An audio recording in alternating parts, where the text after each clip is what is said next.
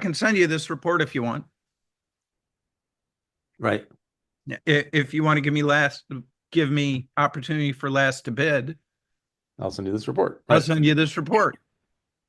And if you won't, then I'm not going to bother paying the $10. I'm not going to pay the $10. I mean, that's sort of beautiful. This report cost me $10. If you're going to Right. get me right to last bid, I'll send you the report.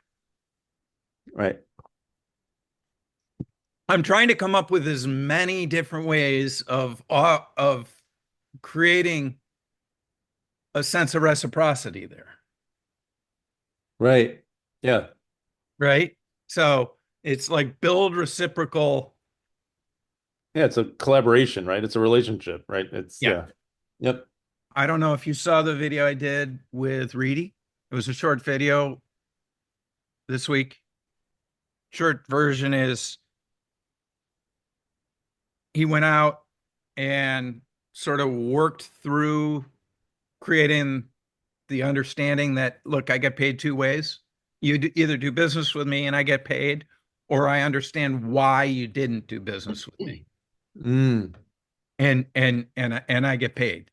Um, Right. I learned. Yeah. and Yeah. and and so part of that is giving me privilege of last to bid, and I get to review all of the different proposals that people give you, um, and then we can pick them apart, and the one that you like best, I will bid to, and you can hide the prices.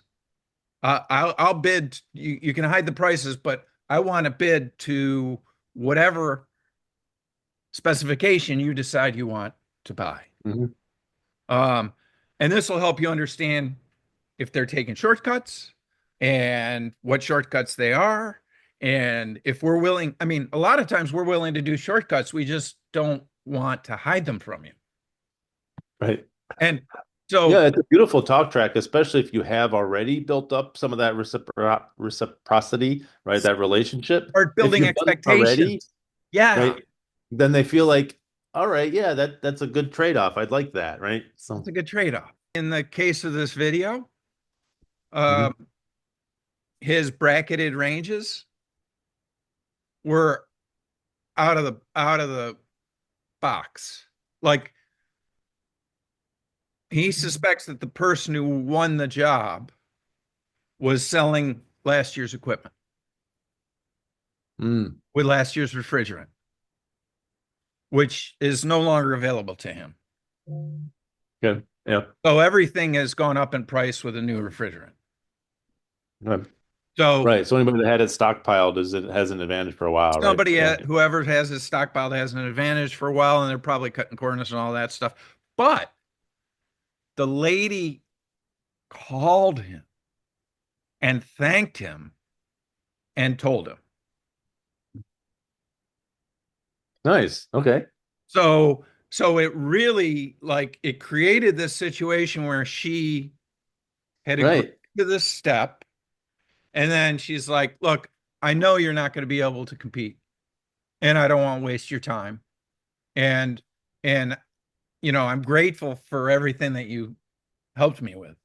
And Reedy was like, "Woohoo!" you know, because Right. he doesn't have to go through doing prices. He doesn't have that feeling of being shopped against, which Right. makes you sort of feel like a prostitute. Yeah. Yep. Um, so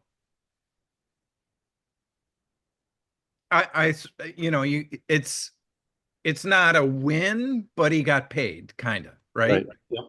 Yep. Uh, because he was saved an extra trip. He was saved doing price quotes. He was, um, and he could feel good about the relationship he had with that person.